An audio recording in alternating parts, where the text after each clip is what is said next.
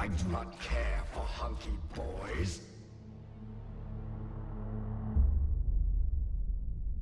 Or do I?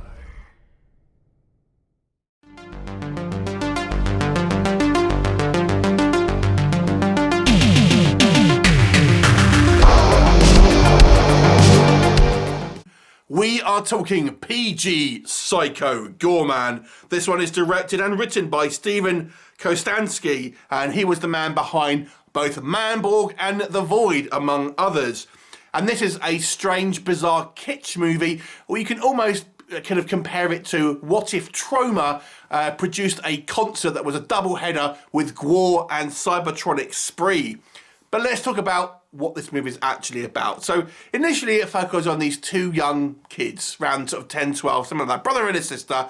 The sister Mimi is certainly the more aggressive out the bunch, and the pair of them discover there is some type of creature buried in the earth. Now, this has kind of some type of mystical gem that Mimi then takes and is ultimately then able to control this creature who they name Psycho Goreman. Now, this crystal gives Mimi complete control over Psycho Goreman, and he was once a ruthless kind of alien monster that terrorized the galaxy and was kind of buried underneath the earth and kind of locked using this crystal to kind of keep him out of trouble by this kind of other alien race. And now he is free, although under the control of Mimi, and he has to kind of deal with that situation, all the while kind of threatening to kill them and everything like that. And you also have this threat of this potentially even worse alien menace coming to try and defeat him. What'll happen? You have to watch the movie to find out. So, for those of you who like cerebral, serious horror movies, this one isn't for you. This is kind of a Power Rangers-esque with explicit gore, really. It's another way to kind of look at it. Certainly made for a B-movie crowd.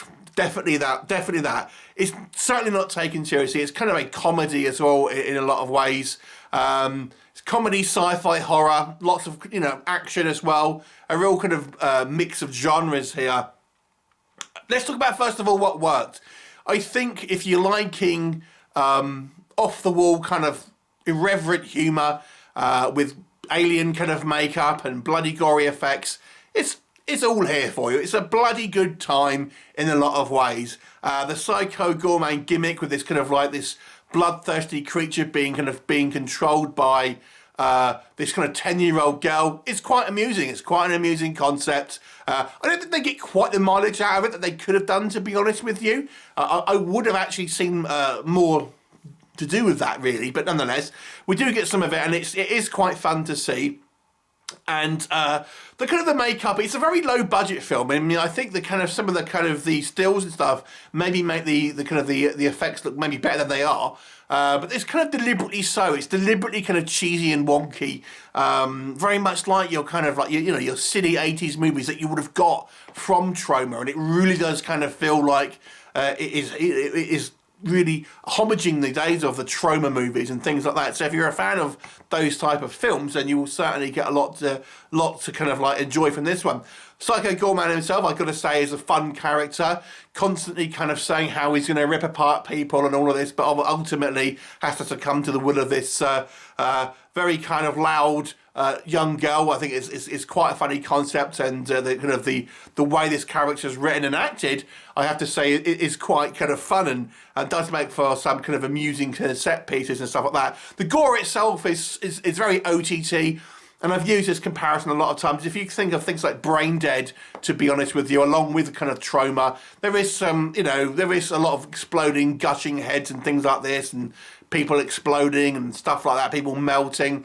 But it's not a kind of a realistic gore. It's kind of it sounds always weird to always say this, but it's kind of like a fun level of gore.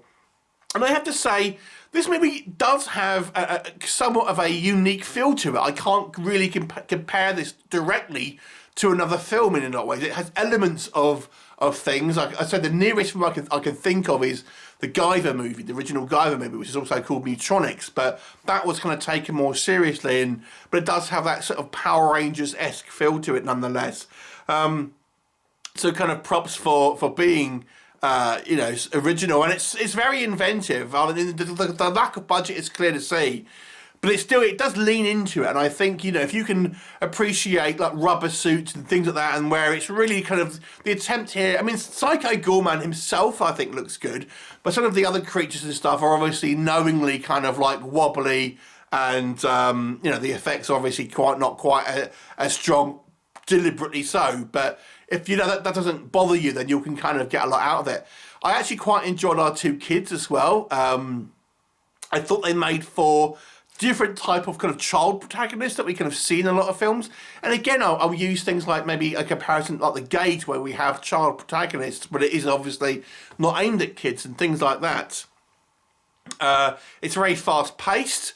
There is lots of action. And I gotta say, I did quite enjoy the story where it was going for the most part.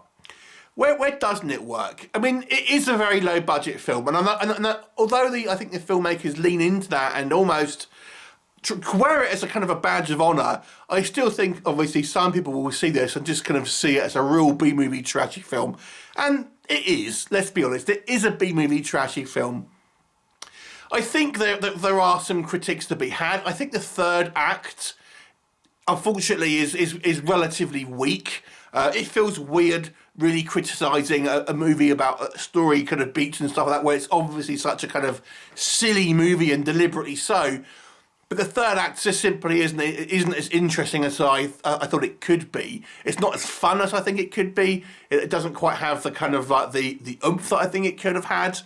And also, like I've said, I think the conceit here where we have these two young kids controlling this inevitably powerful alien being, they could have had more fun, and I feel that it was missing a little bit of a trick with that, because we have a lot of time spent with the parents, for example, where they have a kind of a B plot, which seems completely superfluous, to be honest with you, and kind of waste screen time. And I think the movie would have been better suited actually having more shenanigans and a bit more of a kind of relationship building between these two kids and Psycho Goreman. I think that was lacking. It tries to have this feeling of these characters bonding, but at the same time it's knowingly kind of like knows that that's the kind of the trope that people are expecting and wants to somewhat subvert it. But I just don't think it quite works as well as I think it thinks it does in a lot of ways. Some of the acting, again, it's hard to kind of really critique acting in a film like this, but some of the kind of the smaller characters are very hokey in regards to the kind of acting. Again, it's deliberately kind of being cheesy and kind of crappy at the same time. It is a fun movie. I think it's obviously made for a specific crowd. I guess the film isn't the same storyline or anything like that, but I guess you can compare it to the likes of Turbo Kid, which was, another kind of a gory kind of throwback movie that was, had sort of young leads and things like that, but nonetheless a kind of like action-packed gory adventure. I guess that's the nearest thing. I think Turbo Kid is a lot stronger film.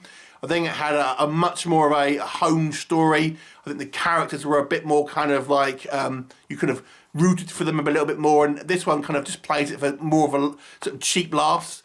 But it's still a fun film, I think. I just don't think it's quite the classic maybe that it could have been.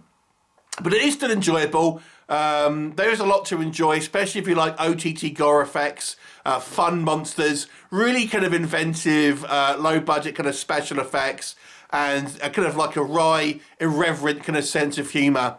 I'll give this one a 6 out of 10. It is worth a watch, not kind of the classic like I think it could have been though. Have you seen it? What did you think of it? Leave me a comment and I'll look forward to seeing you next time. Bye for now.